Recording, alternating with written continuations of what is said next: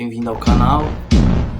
Hoje a gente vai estar falando um pouquinho aí da trajetória do Barcelona, né? Desde o iniciozinho da evolução do Ronaldinho Gaúcho, passando por Messi e chegando até a fase atual com Lamine Yamal. Três jogadores que marcaram, que no momento o Yamal está em construção, né? Mas marcaram um momento do Barcelona de renovação. Para quem não acompanhou, o primeiro presidente do Barcelona na época era o Laporta. Ele acabou trazendo o Ronaldinho Gaúcho como uma aposta, né? O clube estava falido, literalmente afundado em dívidas, tendo que vender terrenos e propriedades para poder gastar essa quantia e se reforçar, né? E até então o Barcelona tinha uma aposta que seria o David Beckham, poucos sabem disso, mas entre o David Beckham e o Ronaldinho, nessa disputa o Real Madrid levou a melhor, né? Contratou o David Beckham. E eu não sei se é verdade, porém muitos dizem que o Beckham foi contratado mais por conta do marketing, né? Não que ele jogasse menos bola que outros jogadores, mas era mais por conta do marketing, do estrelismo. E nessa fase aí apostou no Ronaldinho e deu o fruto necessário, né? O Ronaldinho marcou muita história do Barcelona, principalmente no Clássico, que ele foi aplaudido de pé, né? Pela torcida do Real Madrid.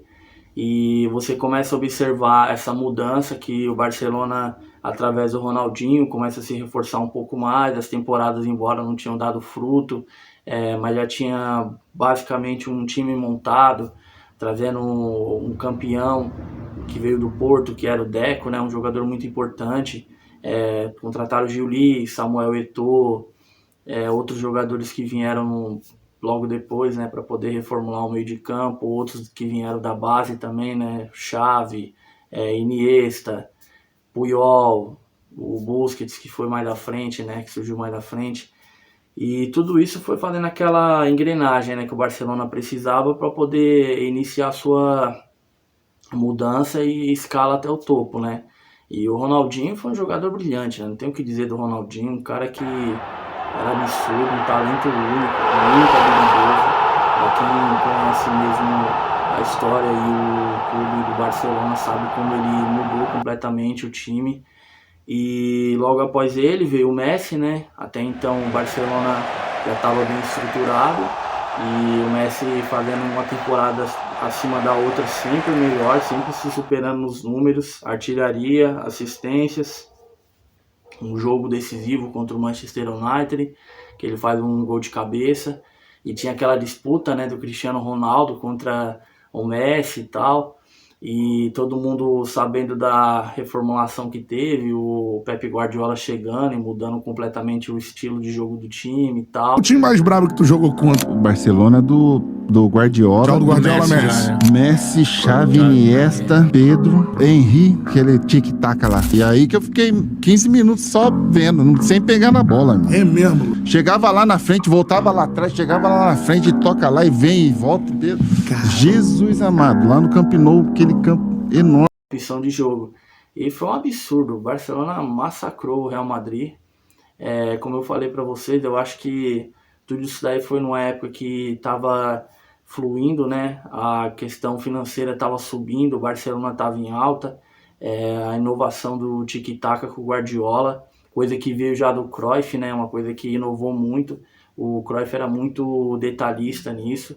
E você pega que o Barcelona, nessa evolução, criou literalmente uma escola para outros times poder se aplicar também na mesma forma de jogo. E aí a parte vencedora, né? Com a parte vencedora que você tem, os títulos vêm, o Barcelona ganhou tudo que poderia ganhar, o Campeonato Espanhol, Copa da Espanha, Supercopa da Espanha, Mundial de Clubes, Champions, ganhou todo tipo de reconhecimento. E fora o Messi, né? O Messi como o melhor jogador do mundo. Tanto é que tem uma dessas fases aí que é eleito Messi, Xavi e Iniesta, né? Tudo de casa, né? Nenhum jogador fora, sem nenhum centavo gasto, né? Somente com adaptação e a base, né? Para poder formar o jogador.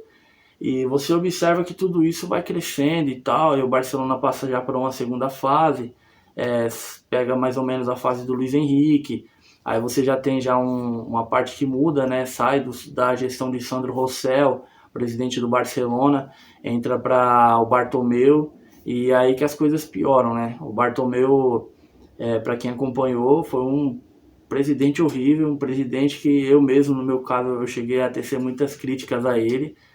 Fez uma gestão grotesca, cara, horrível. O cara gastava mais do que tinha.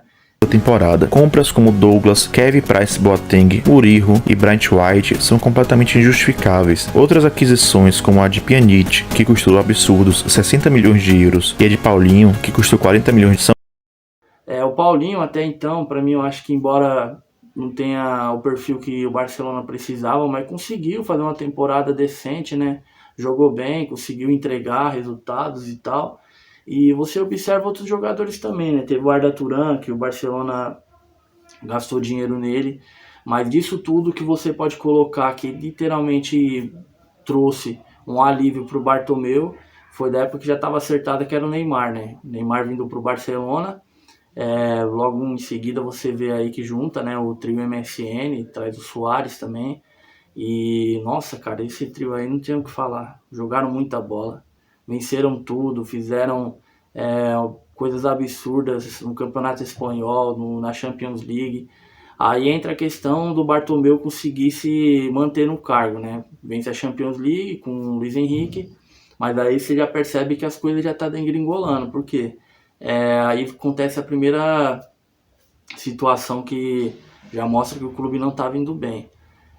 O Neymar decide sair, Daniel Alves não tem o contrato dele renovado, e isso começa a girar, e o Barcelona acaba perdendo o Neymar, né? O PSG faz uma oferta astronômica, 222 milhões de euros, a mais alta até então. Inflacionou o mercado, né? Que aí depois disso todo tipo de jogador que você fosse atrás era acima de 100 milhões de euros. E você observa que nisso daí o cara começou a gastar. Gastou e tentou repor essa perda aí do Neymar e contratou Dembélé, contratou Coutinho, foi gastando, aí até chegar na parte também do Griezmann, você observa que teve uma gastança desenfreada. Para a questão de qualquer jogador, os salários eram lá em cima, ele aumentou o salário de jogadores que não tinha necessidade. Eu sei que são jogadores que marcaram a história, mas você aumentar um salário de forma absurda, de Busquets, Piqué, pegar o salário do Messi, praticamente dobrar para segurar ele, coisas que não tinha necessidade, mas eu acredito que como a empolgação era grande, né, de querer manter um time vencedor, que tinha vencido a Champions League, ele acabou extrapolando, né. Aí vem a pior parte, quando chegou a época da pandemia, o clube já estava endividado, não tinha condições de fazer nada, o time precisava fazer uma reformulação, e até então começou a surgir boatos, né, que o Bartomeu estava metido em corrupção, e nisso daí você observa que começa a ter ataques contra o Piqué, contra o Busquets, contra o Messi, tudo orquestrado, né? Parece que sempre tinha alguém por trás ali, e isso começou a ficar muito na cara, né? E o time começou a ter muita derrota dentro de campo, né? Aquele time pífio, ridículo, principalmente da época que tinha o Rick Puig, Sérgio Roberto, tinha alguns medalhões, né? Que era, no caso, o Busquets, o Messi, esses jogadores, mas não entregavam resultado, né? Então a gente chega na fase que ele mesmo pede para sair da presidência. E nisso daí ele saiu e tal, porém o clube já estava quebrado financeiramente, não tinha dinheiro nem para tirar uma Xerox, e você observa aí que como uma gestão ruim é capaz de colocar tudo a perder, né? Clube tão vitorioso, tão grande, tão rico financeiramente e em história, né? Chegar a esse ponto. Aí você observa o Barcelona tentando se levantar, se reerguer. E nisso daí o Barcelona acabou perdendo novamente, né, a oportunidade.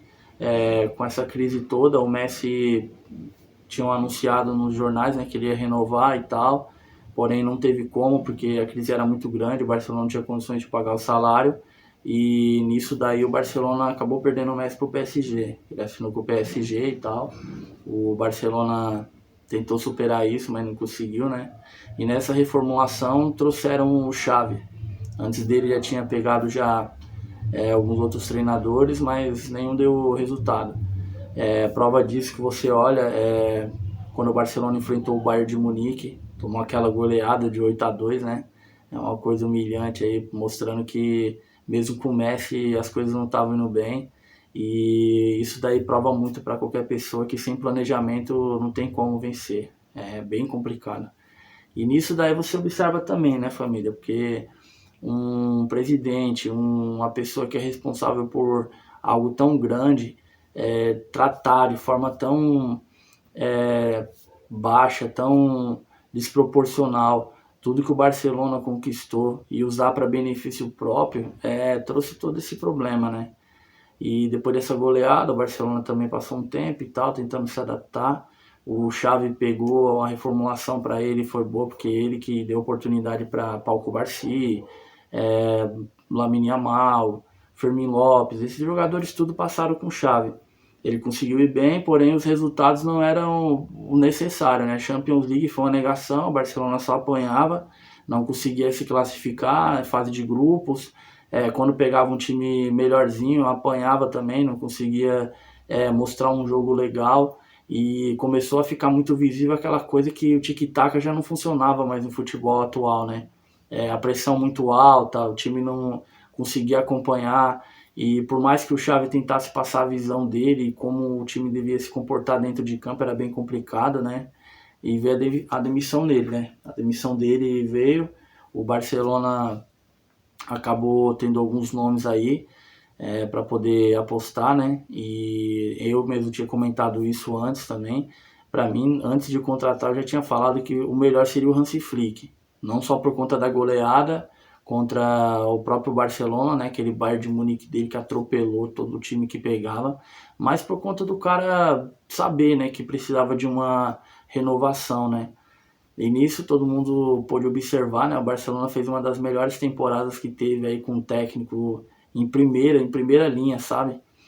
Primeira temporada do cara, literalmente. O Barcelona goleou o Real Madrid, não perdeu nenhum dos El Clássicos.